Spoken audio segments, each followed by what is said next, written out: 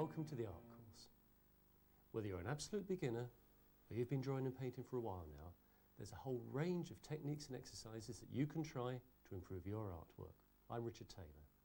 I've been teaching people to draw and paint for a while now, and I firmly believe that you can become an artist. Now, to start that process, I'm going to show you 3 drawing techniques that will allow you to draw virtually any subject that you come across. Starting off with the simple line. Now, a line can be used to create a shape, and then you can use lines to fill in that shape. The closer the lines are together, the darker that shape appears. Artists call this shading. The second technique uses lines again, but this time we're going to use horizontal lines, even diagonal lines, to create a sense of texture. This is called cross-hatching. The third technique involves changing the way you hold the pencil. Instead of holding it as you would to write, put your finger along the edge of the pencil, and that allows you to use the edge of the lead to create what we call soft shading.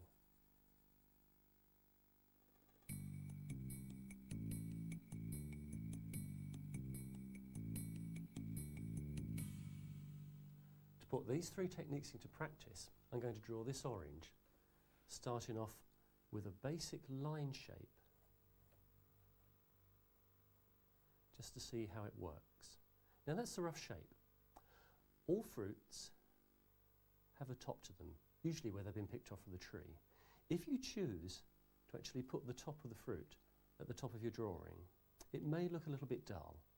If you twist it round a little bit, however, make a mark for where the top is and take the line drawing around that top edge, the whole thing can look a little bit more interesting. Now, I've got the line drawing. I'm now going to change to a pencil grip to introduce some soft shading. And start off by shading around the shape of the orange, making sure that all my movements are soft, loose and curved. Now, oranges also curve around the shape, not just from top to bottom. So to create what we tend to call form,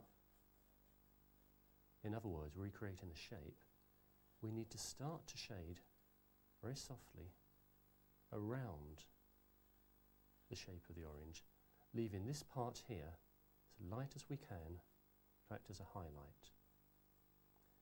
Now I'm going to darken this section right at the bottom here by increasing the pressure, pushing down a little bit harder with my finger on the top edge of that pencil, shading this way, then going back to the original direction, shading along the length, back around, back up the length here. And by doing so, we're making one side of the orange considerably darker than the other side, giving it a sense of shape. Now, I'm going to just increase some of the shading on the top of that orange and finish it off by drawing in the shape of the shadow. I'm going to use line shading, having changed back to my original grip here, so I'm actually holding the pencil as I would to write with, putting in a whole series of straight lines just using the line shading, technique 1. To enhance it even more, I'm going to cross-hatch on that far side of the orange where the light doesn't quite reach, where the shadow's at its strongest. I'm going to strengthen that and slowly, gradually, softly fade it out towards the bottom. And the very final touch, I'm going to enhance the line around that darkest part of the orange.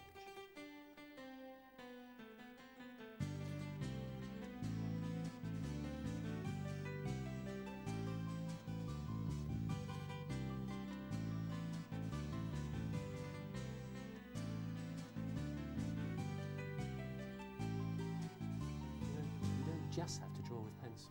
I'm going to do a drawing of this apple here using a charcoal pencil. Now the beauty of these is you can really get a sense of physical movement into your work. You can really move your arm around. You can really get some good shadows and some good shading very, very quickly. It's a very spontaneous and instant medium. Now I'm going to change grip here and use the notion of soft shading all around that edge. And as you can see, it's happening before your very eyes. It's quick, and you can really get a sense of form into this apple within a matter of seconds. Right, now already we're starting to get a sense of the shape of that apple. We've now got to soften everything down a bit and gently, softly, still moving our arm the whole time, not just the wrist any longer, create some of those softer and more gentle tones.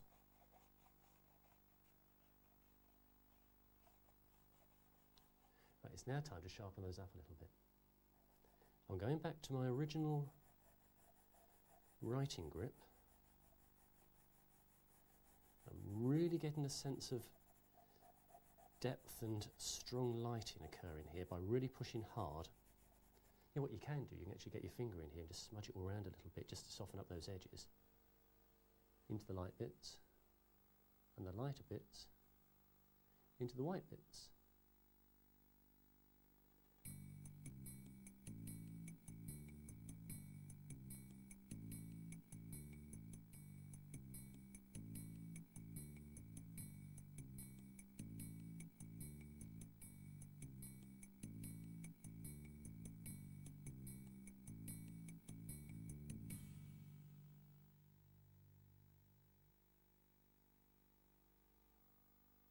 I'm doing this drawing with a water-soluble pencil.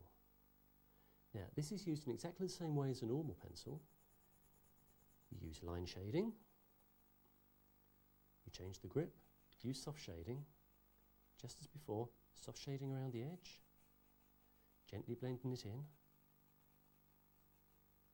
But the beauty of it is,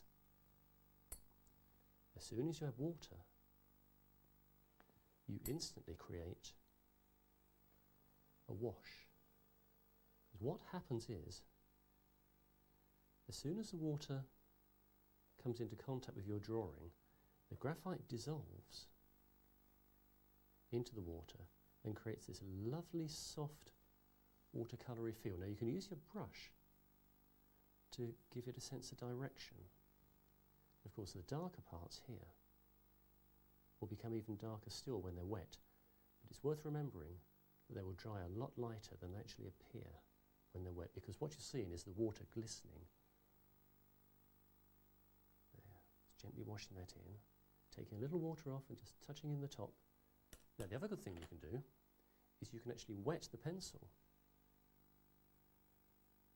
And you see it's becoming really dark now, and enhance some lines with that wet pencil. So you don't just need to use a brush when you're drawing with water-soluble pencil.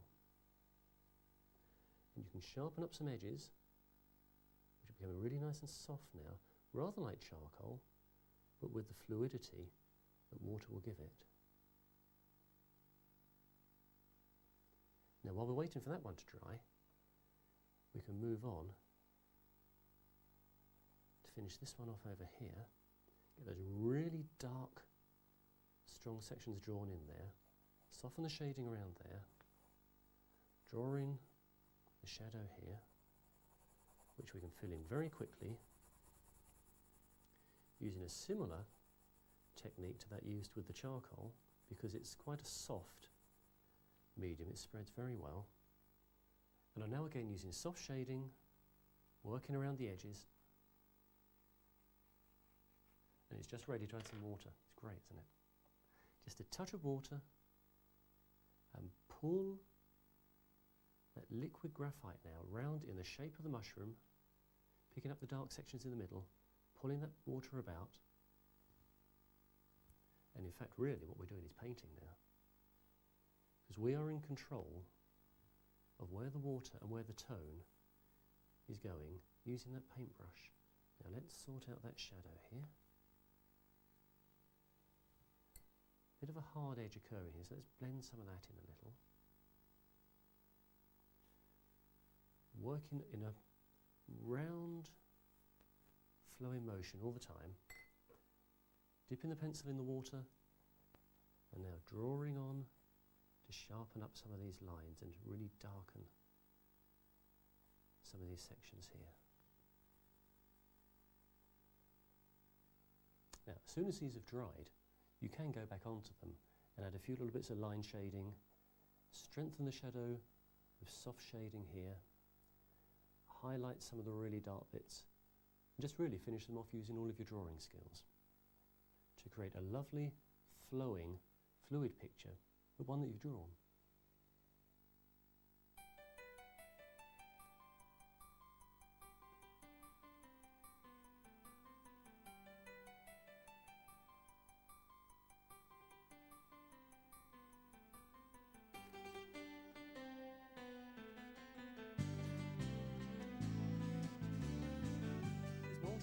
Just drawing and painting. Learning how to arrange things so they look really good on a sheet of paper is just as important. I could leave them in a straight line like that, but I'm not sure there's anything to really focus on. So let's lay them down. But again, it looks a little flat. I don't really think there's a lot to really get stuck into there. Let's try standing one up. But that looks, I feel, just a little contrived. So let's try having one standing up the left, one standing up on the right. Now, that really works. And the reason is that the stalks actually help you to focus right in on that centre pepper there. So that's the one I'm going for. Now, I've made a drawing of these three peppers. And as you can see, we can actually create a triangle between the stalks of the two peppers that I mentioned and that big red pepper in the centre. And a triangle is visually pleasing for the artist. I'm going to paint the first one in watercolour. Now, the thing about watercolour is not to be afraid of using water, because too many people, when they start to paint with watercolour, think that they need to use them quite dry and really don't like to let the water run away with their paint. So what I'm doing here, I'm working around some of the highlights I've picked up. I'm just dampening the paper, not soaking it, just dampening it. Spreading the water about, making sure that the highlights are still dry. Because the one thing I do know about watercolour is that paint won't run into dry paper, but it will spread very, very freely onto wet paper. Now I've mixed up here some sap green watercolour paint. I'm putting it on to wet paper, and it's going to bleed and it's going to run all around the wet areas, but it won't run into the dry areas where the highlights are.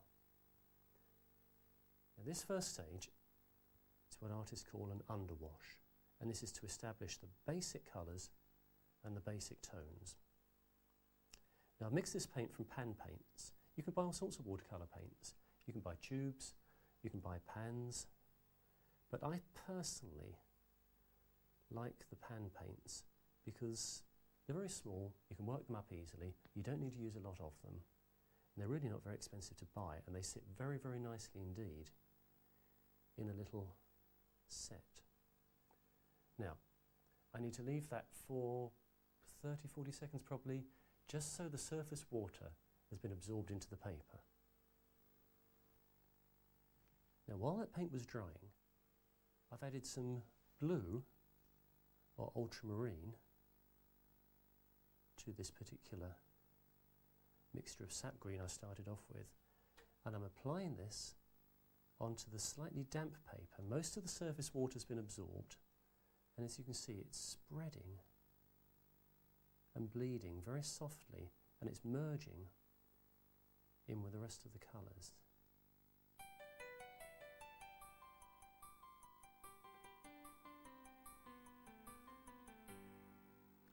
Now the paper's dried, I can start to reclaim a little bit of control over this picture by putting the paint just where I want it, in the knowledge that it will stay just where it's gone. So I can actually create some detail here. I'm going to wash it in just a fraction around the highlight. That's created quite a nice bit of distinction here, isn't it? We're defining this part of the pepper. Making sure we work around the highlights. I'm going to wash that section in here. I'm still using that particularly dark mixture of sap green and ultramarine blue, and constantly darkening the areas that need darkening, and in doing so creating a bit more shape for the lighter areas that need to stay light. And the very final stages are to add a touch of rather nice warm yellowy brownish colour to the green. Now this colour is called raw sienna. Leaving that top of the stalk quite light, and just to touch in a little bit of colour to that highlight at the bottom so it's not glaring white. Just to take a little bit of the glare out of that section there, and maybe a little out of that highlight there. And that's that pepper finished.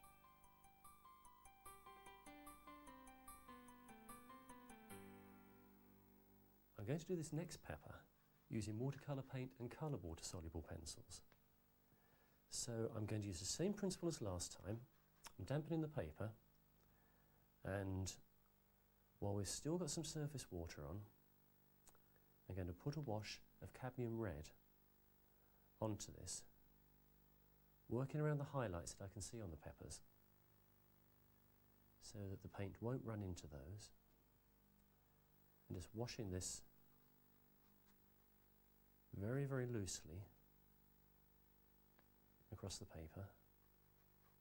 Lots of big free brush strokes. Watercolour really shouldn't be restrictive, shouldn't be fiddly. It needs to be very loose and very free. Now, I've got to wait for that to dry before I can start to work with the water-soluble pencils and start drawing into it. Now that the pepper's dried, I can start to enhance the form by drawing onto it with the water-soluble pencils, just slightly going over some of the highlights to fade them out a little so they don't seem quite so bright. To sharpen up some of the dips in the shadows,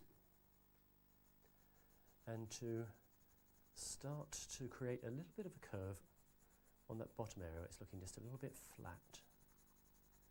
Now I'm having to be quite forceful here because I'm working onto watercolour paper, and watercolour paper is usually textured. So I've got to force the graphite from the colour pencil right down deep into those fibres.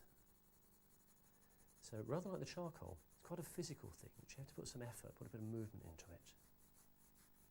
But it's starting to pay off, because already that pepper's starting to take on a slightly more curved feel to it. I'm going to just put a little bit of toning into that highlight there.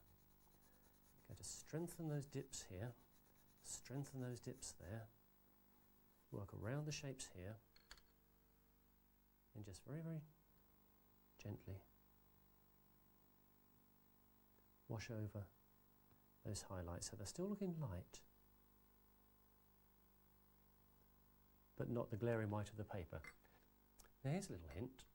If you get some water or some paint onto some watercolour paper that you don't really want, take a piece of scrunched up kitchen paper and just dab it out, and it removes it completely. Now I'm just going to work a little bit more onto these with a pencil, but I'm changing the direction of the pencil line here so that we don't have all the lines going in the same direction. Remember, we're looking to create a feeling of form by cross-hatching here.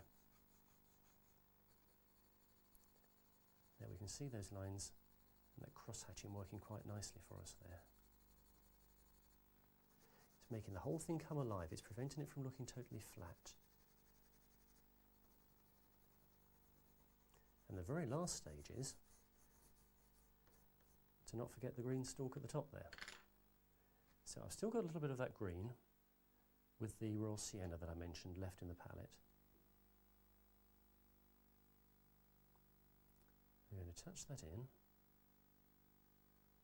allow that to dry for a moment or two, and then pick up the shadows on that with a green water-soluble pencil.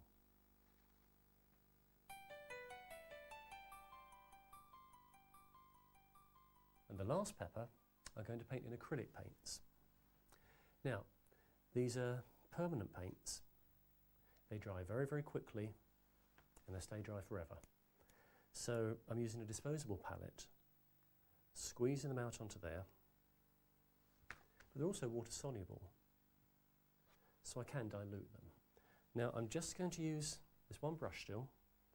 I'm going to dilute the yellow a little and wash it on quite quickly, working around the highlights. As you can see, it doesn't spread anywhere near as quickly as the watercolour did. It stays where it's put. I'm working around the highlights, a slightly diluted version. It's getting a little bit thick around here, so I'm going to add a touch more water,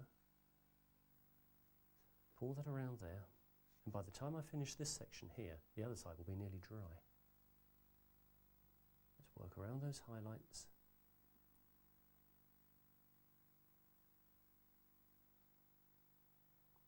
So there's a very solid application of acrylic paint gone onto that pepper already. Now, I don't really have to wait for that to dry, because I can start to work the shadows in very, very quickly. I'm going to use a touch of green to add to that yellow. Now previously I've mixed the colours on the paper, but on this occasion I'm going to mix them on the palette to make sure I get the toning just right. Now I'm going to pick up a bit of a shadow here, a touch more green. I'm going to pick up a bit of a shadow here. The paint's still staying exactly where it's put. I'm going to pick up a bit of a shadow here and a bit of a shadow here. And I'm going to darken this section at the bottom. Now that's all looking rather extreme at the moment. Wash the brush, get the paint off. But before it has time to dry, I'm going to put another application of yellow on.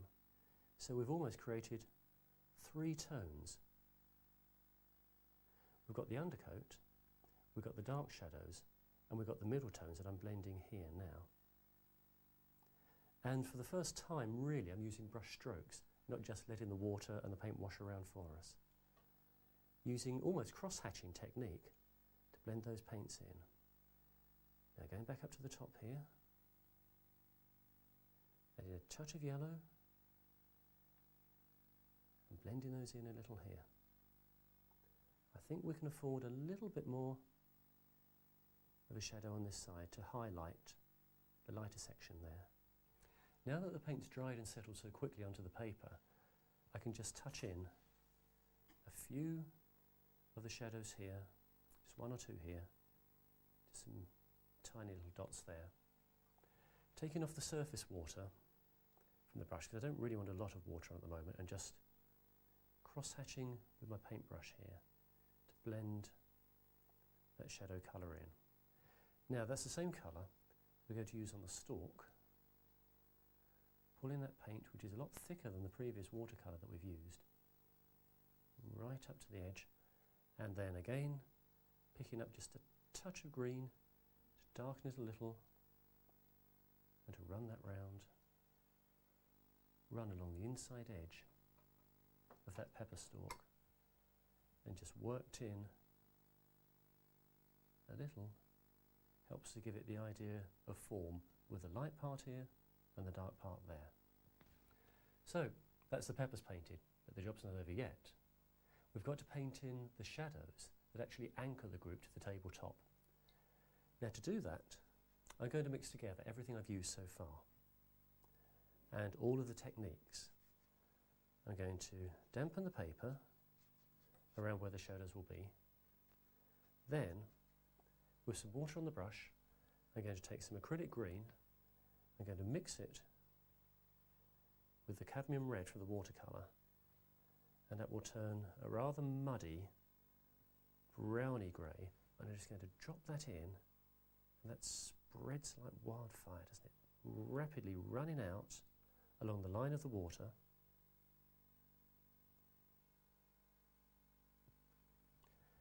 And if I help it a little bit on its way, just to take up the shape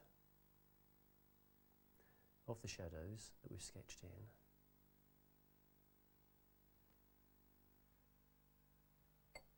and then, as it starts to dry, the very last stage will be to use the purple pencil that I use for the shadows on the red pepper and just wash a little bit of colour in the deepest, darkest sections.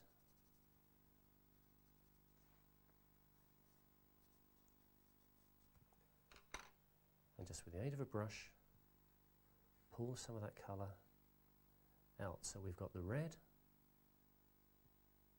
we've got the green, and we've got the purple, all working in harmony to create a balanced composition.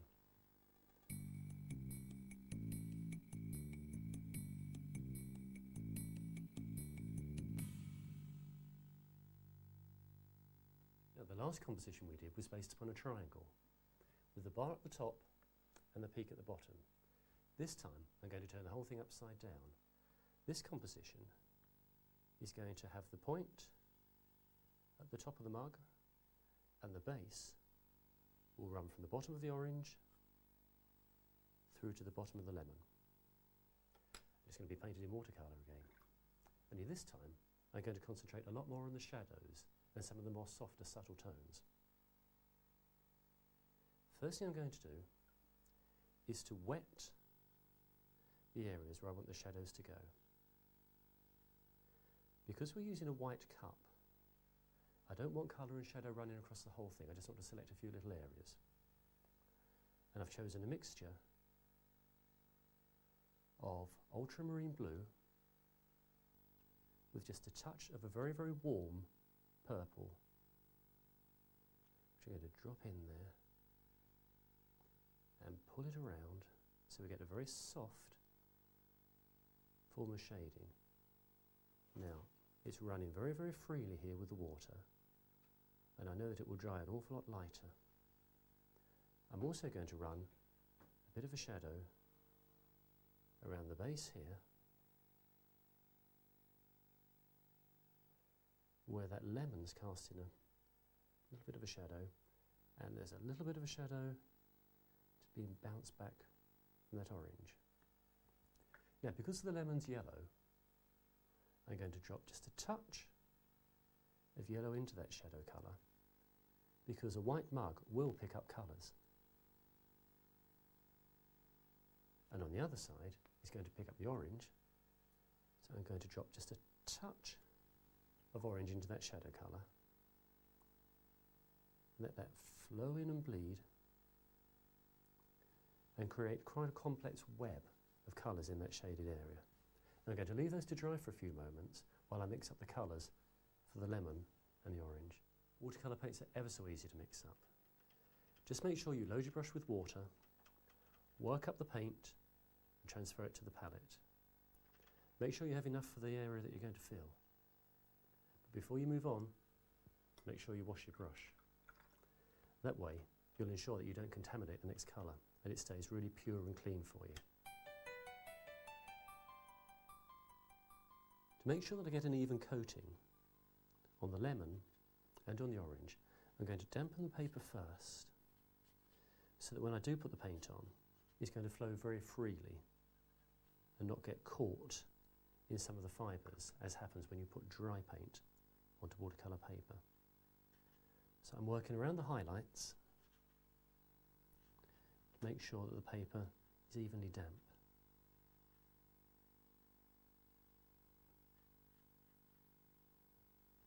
Now, having mixed up my colours,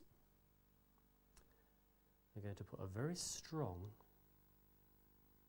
application of cadmium yellow onto the lemon, making sure it doesn't go into the highlight, following the lines round, and to make that area at the bottom just a fraction darker still, I'm going to increase the intensity of paint on there. Wash my brush, and now do exactly the same for the orange. The paint spreading very, very quickly, running very freely, which now means that it's going to dry evenly, as it's spreading with the water.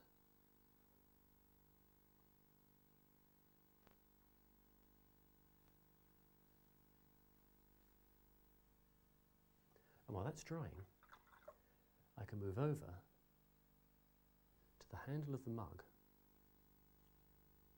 and just touch in a few shadows I can actually see there. Now I have to leave that to dry before I can move on to do anything else. Now, to actually develop the sense of form in this mug, I've got to paint in the stripes. For the stripe in the middle, I've chosen what's traditionally considered to be a very cool blue. That's called cobalt blue. I'm working onto dry paper because I want complete control over where that goes. And for the stripe at the top, I'm using a much warmer blue called ultramarine. Painting that quite carefully, following the line round. And of course that's the same blue that goes across the shadows at the bottom. Now you can see here where the lemon has actually bled into the blue. I'm quite happy with that. That's one of the beauties of watercolour. It's actually picking up some of the colours of the object that's next to it. I think that works well. Now that the fruit's dried slightly, but not 100%, I'm just touching in the shadows by using the same shadow mixture that I used for the mug. It's blue with just that touch of purple, which helps to warm it up a little bit. To touch a little around there, pull it around a little, develop that sense of form that we like so much. It's so necessary to give an object its shape. Exactly the same on the orange. Working around the side where the shadow is, washing it in a touch, and of course not forgetting the section at the top there. Now I'm going to add just a little bit more orange around here because I think we're losing a little bit of the natural colour. Now if you find you put a little bit too much water on, or you don't want the watercolour that you've put onto the paper to dry with a hard edge, the best thing to do is just dab it off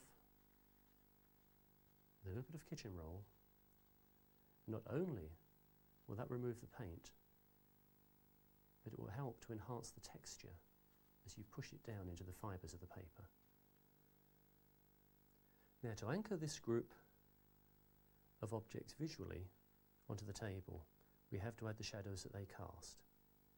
Now I'm dampening the paper, but as I'm doing that, I'm picking up some of the paint that's actually on the objects already. I'm picking up a little lemon yellow here, I'm picking up a little orange here, because they're going to be part of the shadow. And I'm returning to that mixture that I used right at the beginning of ultramarine, that lovely warm alizarin crimson, and painting in the shadow shapes that these objects cast. Very carefully running around the edge, and if one particular paint bleeds one way into the subject, that's fine. If some paint bleeds out from the subject into the shadow, it's even better. And I do want to enhance the shadow here just a little. Let's cast from that lemon. So I'm going to pull that paint round so it's a little bit graduated. Touch in there, touch in there. Now I need to leave that to dry for a few moments. And the very final stage here is just to reinforce the shadow along the line of the lemon and underneath the mug, and just a touch here for the orange, and just a touch here on the handle to sharpen that up a little bit. And that really is the job finished.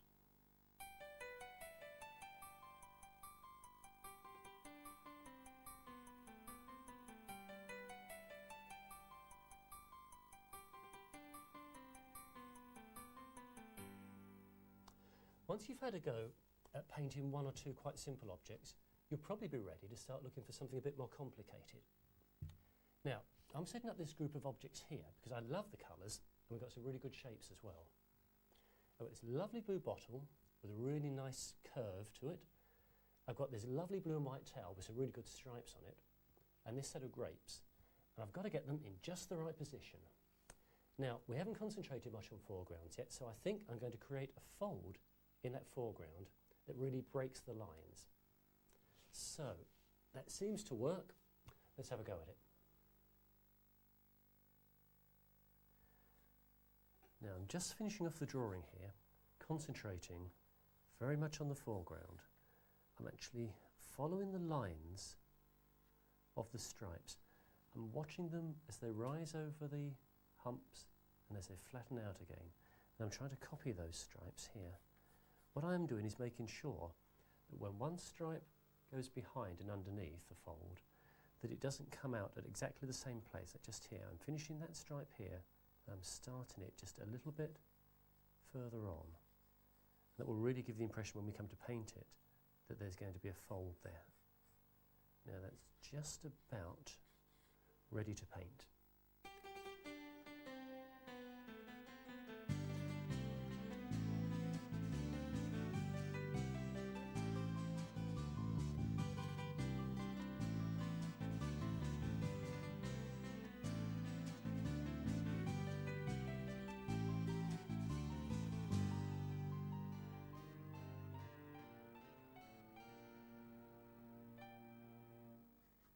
To create the idea of colour in this foreground, I'm really going to use the full qualities of watercolour paint, which is mainly the soft edges.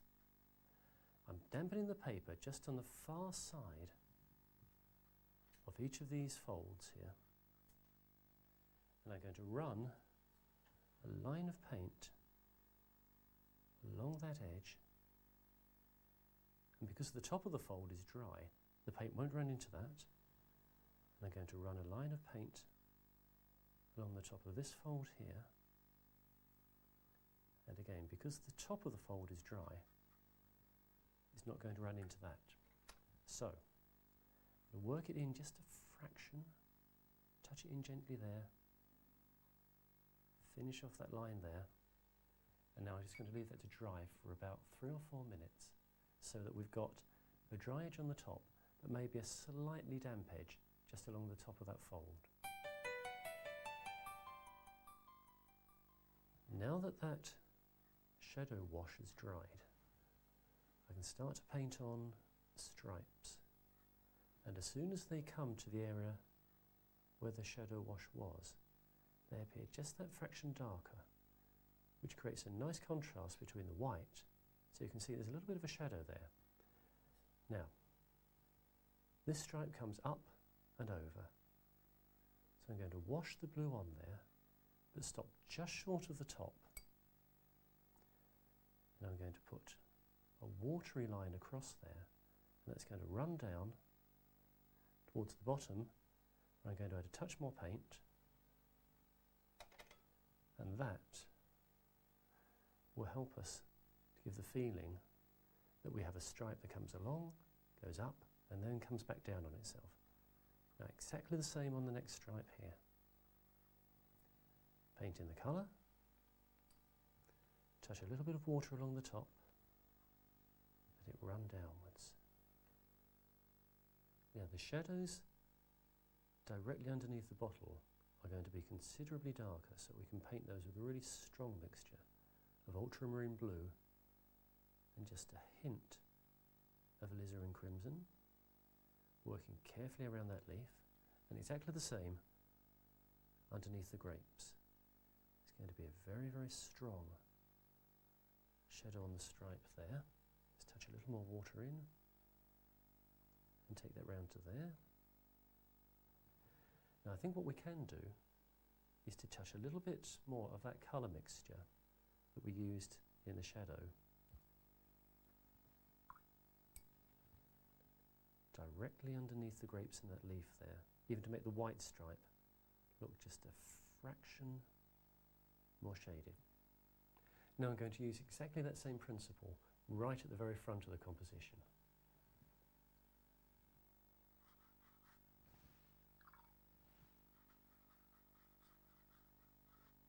Now we've just got to move the palette over a fraction and work in that shadow mixture that runs right the way along that lovely big deep fold. Right out almost to the far edge of the composition. And we've just got to give that a second or two now to dry before we can put the stripes on again to create that really intense colour and shape right at the front of the picture. Now, exactly as before, I've got a really good strong mixture here of the blue colour that we need to record the stripes. I'm going to block that in all the way across the shadow colour, which is starting to work with it now and change its tone a little. Just drop some water right onto the top there and pull that down so that runs round the shape, enhancing the whole feel of that curve. Now, a touch of water on here, washing that out, because that curve's actually round in a rather strange way, because there's another fold that's crept in just there which we need to work out a little bit. And the very last stripe to be painted in, this is one right in the foreground, lots of paint, locking in that shape that we've drawn in earlier, so that we don't get a hard edge. I'm going to wash it out towards the foreground. I'm also going to wash it out just for effect a little bit on the top there.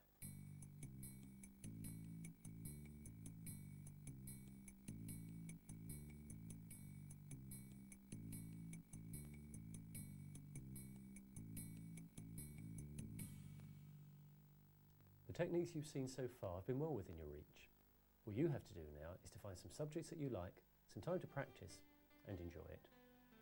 In the next part of the course we're going to be doing some more drawing.